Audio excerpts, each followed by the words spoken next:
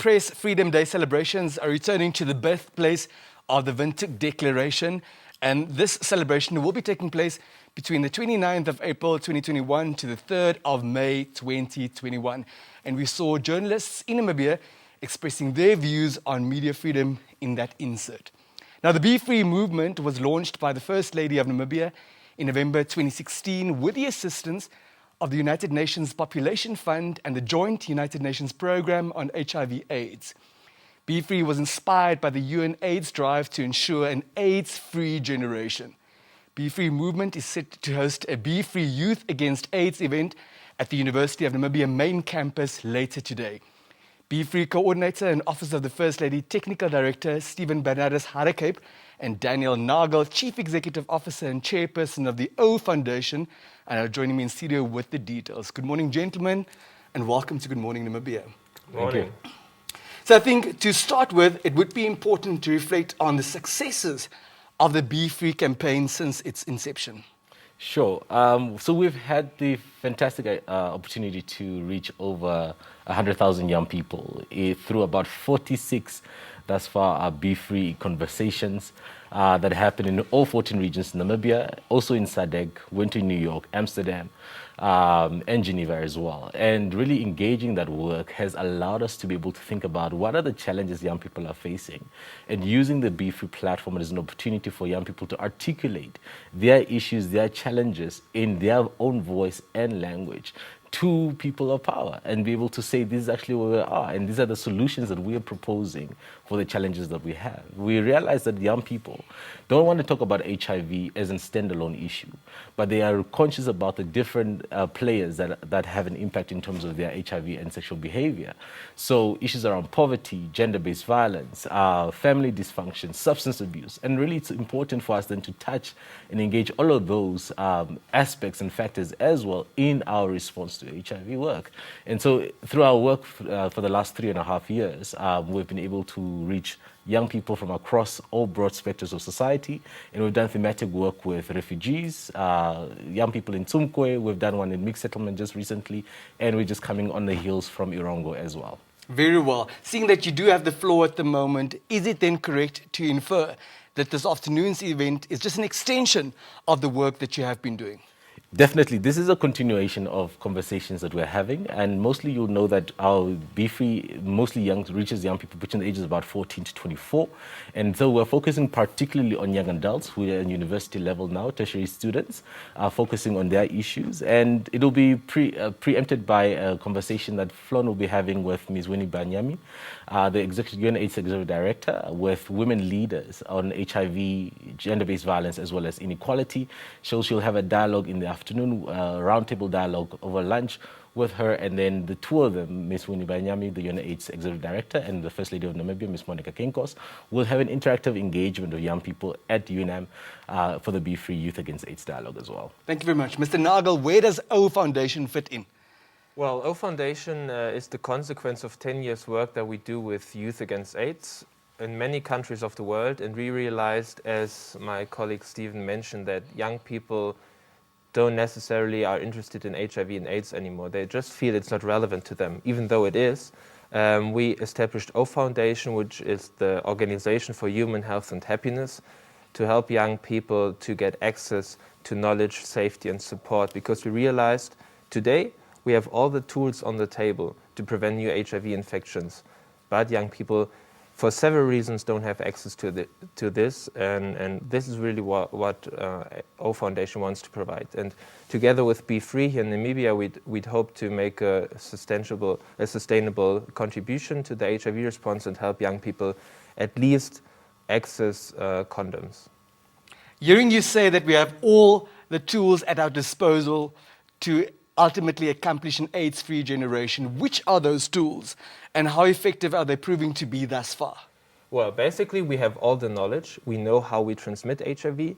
We have educational programs, we have policies, we have the treatments, we have many tools to prevent, like whether it's condoms, whether it's PrEP, and we also have the knowledge about EU equals U. So today we don't have to have like a new HIV case anymore, but we have them. So basically that's what we're trying to raise awareness for, to ensure that people are educated, that they take informed decisions, and that they protect themselves from acquiring HIV. Very well. Ms. Harugab, you shared with us earlier that young people are not necessarily interested in a conversation around HIV/AIDS in isolation. So what has the response been to this integrated approach to a conversation around it? So we allow the young people to articulate. So what we as BeFree are doing is provide a platform and say, talk about what are the issues that you want to speak about. And so we have pre-consultations already before the event. And then based on those consultations, we'll then frame the specific event and then let the young people then articulate it for themselves. So they will speak about the fact that challenges, for example, dysfunction in the home, the fact that they can't speak to their parents about sexual behavior, or the fact that they're living with step uncles who are abusive, or those others who talk about Satanism and witchcraft that they've experienced and their frustrations around that. And then we have young people that are speaking around issues of substance abuse and their fears, and some of them even saying that I find myself in this situation, risky situation, I don't know where to find it. And a lot of underlying issues and trauma as well that young people have started to articulate, and therefore we'll have social workers, for example, on site that will provide immediate trauma debriefing as well. And then we'll link these young people to the services that they need. And really that intergenerational engagement is critical so that service providers and adults are able to understand what the young people are going through, where they're at, and reposition themselves so that they're able to respond to the needs of young people. Is it your observation that young people in 2021 have to withstand a lot more pressure in order to ultimately be free? Definitely. More young people are faced with significant challenges now more than ever. You think about COVID-19 that has completely disrupted how we do life. We think about the mental health impacts thereof, of offline schooling, online schooling that is happening, the accesses that young people are no longer having to the services that they need that has been disrupted.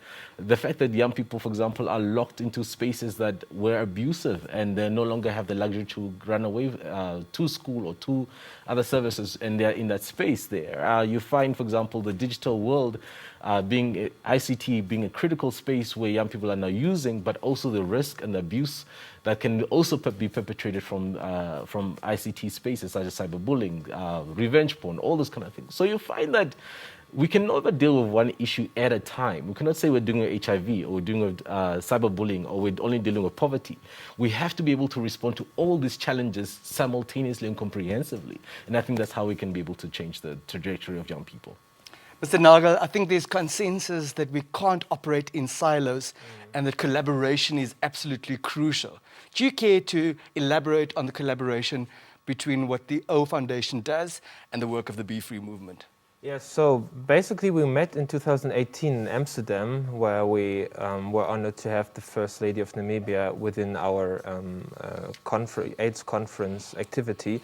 And that was really the starting point where we start chatting about like a future collaboration. We are 100% focused on condoms at the moment because we realized that even though we have to have like a comprehensive approach, as an organization we can't cover everything. So what we try to do, we want to strengthen the BeFree platform, which is obviously a platform that can bring in different aspects of that Stephen mentioned, and we want to bring in the condom awareness, condom access pillar to the platform of BeFree. And this is where we start now. We will pilot the program on 3 sites here in Namibia.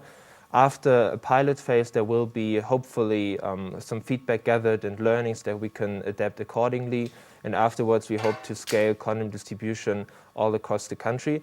And the special thing here is that it comes with education. So we also have these dialogues that Stephen mentioned in order to really break barriers down. Again, empower young people to take informed decisions, and just put condoms somewhere without awareness, without education wouldn't make sense. And this is really where we need the BeFree movement, because they have an excellent network in the country. When you go there, you see vibrant, powerful young leaders that really want to change something, and this is like the perfect soil for us to grow the plant of condoms in Namibia. Thank you very much. Ms. Harukeb, you earlier touched on the interactive dialogue and the roundtable discussions, which will be headed by Flon this afternoon. Which are the other activities that we can look forward to this afternoon at the University of Namibia main campus? Sure. So the women's dialogue on GBV, HIV, and inequalities will be at State House, where Flon will be and Ms. Winnie Banyami will be meeting with some upcoming leaders and established leaders, women leaders in our country. And then following from that conversation, then we will have the BeFree dialogue at 4 o'clock at the UNAM main campus. And after that engagement, which is pretty much the launch of the condom dispensers as well, we're going to also be engaging the different campuses, namely NUDAM, IUM, and the UNAM main campus. And then we'll be doing some activations on those campuses as well as we establish the specific condom dispensers there as well. So it's going to be a follow-up of several activities that will be taking place. Mr. Nagel, you also touched quite comprehensively on condoms.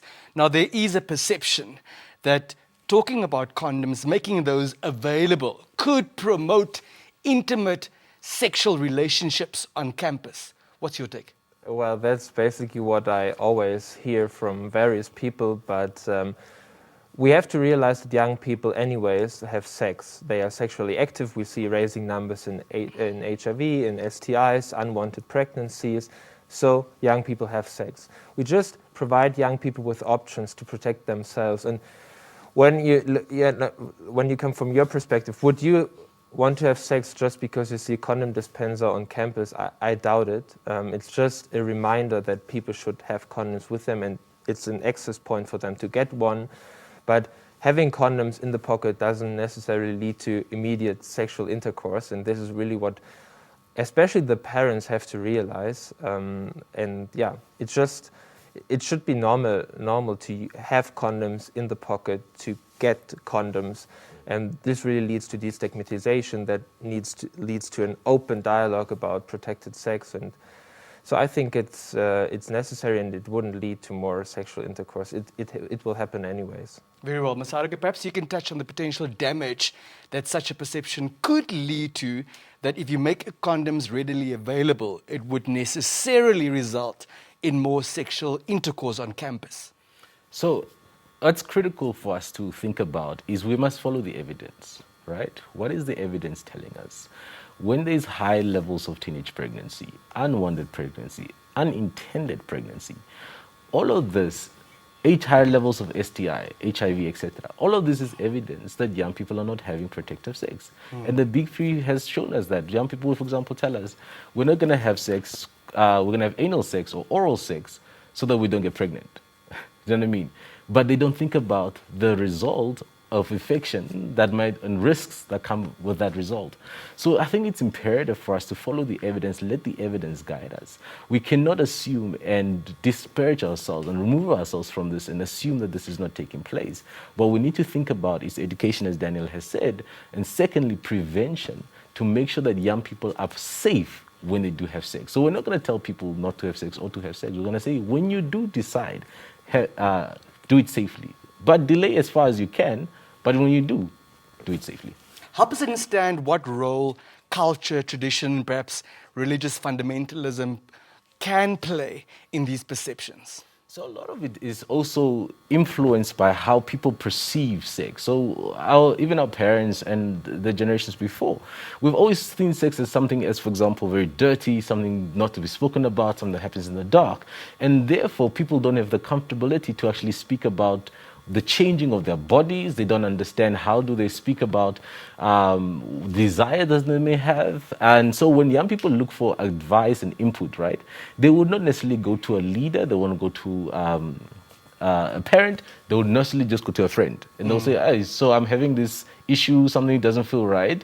And if the friend doesn't have the correct information, you have young people that sit with STIs that are undealt with, which can also lead to infertility later on in life. And so I think we have to create a culture that is open to have frank, honest conversations about sex and destigmatize this idea around sex. And also what's critical is to also understand that not all sex that young people are having is consensual, and not all of that. And so some of that happens under coercive circumstances, and we have to educate that as well. And we've seen that in our BeFrees. So I think when people speak against these issues, I'm saying, don't just say, let's not do it. I think we are disagreeing with how to do it. Bring us an alternative and we'll follow the evidence, right? Mr. Nagel, please talk to us about the perspective of the most progressive city, at least in Europe. Are frank, open discussions on sex the order of the day amongst young people with their parents? Well, the funny thing is, even though I'm from a different context, like sex is also a taboo in Europe.